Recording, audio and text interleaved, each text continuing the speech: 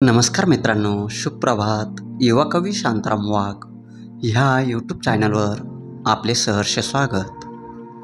मित्रांनो, आज मी आपल्यासमोर घेऊन आलो आहे काही मुलींच्या, काही स्त्रियांच्या आयुष्यात असे काही प्रसंग घडतात जे त्या कधीच बोलू शकत नाही किंवा कोणाला सांगू शकत नाही आणि आतल्या आत घसा बसल्यासारखे गपचूप सहन करत असतात. जेव्हा अत्याचारी हे जवळच्या नात्यातीलच असतात. अशीच स्त्रीमानाची व्यथा सांगणारी ही कविता आज मी आपल्यासमोर घेऊन आलो आहे. मित्रांनो, कविता ऐकण्याआधी आपण माझ्या चॅनलवर नवीन असाल तर चॅनलला सबस्क्राईब करा.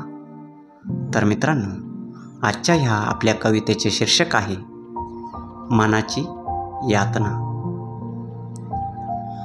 तरुणाईच्या उंबरठ्यावर मोठे होताना स्त्रियांच्या आयुष्यात घडतात काही घटना. स्त्रियांच्या आयुष्यात घडतात काही घटना ज्या सांगण्याआधी घाबरून बसतो घसा. ज्या सांगण्याआधी घाबरून बसतो घसा कवितेने मांडली आज.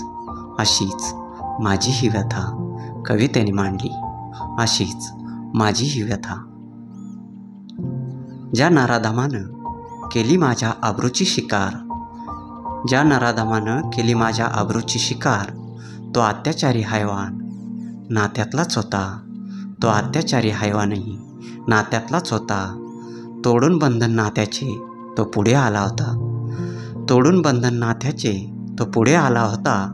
वासनेच्या दारात मर्यादा ओलांडत होता. वासनेच्या दारात मर्यादा ओलांडत होता.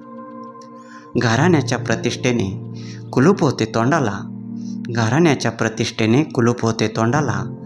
तेव्हा चुप्पीचा फायदा वासनात घेत होता. तेव्हा चुप्पीचा फायदा वासनात घेत होता.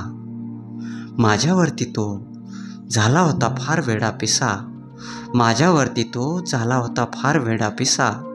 ओरडू कशी आता, ओरडू कशी आता, समाज निजला होता भयभीत जीवाचा. रात्रीचा हा आकांत असा भयभीत जीवाचा. रात्रीला हा आकांत असा. चार भिंतीत जीव माझा घुसमटत होता. चार भिंतीत जीव माझा घुसमटत होता. मुख्या भिंतींनी पाहिली अत्याचाराची ही दशा. मुख्या भिंतींनी पाहिली अत्याचाराची ही दशा. सांगू कशी आता घुसमटल्या जीवाची गाथा. सांगू कशी आता घुसमटल्या जीवाची गाथा. एकांताचाच त्यानेही फायदा घेतला होता. एकांताचाच त्यानेही फायदा घेतला होता. सहन करण्याची मर्यादा संपली हो आता. सहन करण्याची मर्यादा संपली हो आता.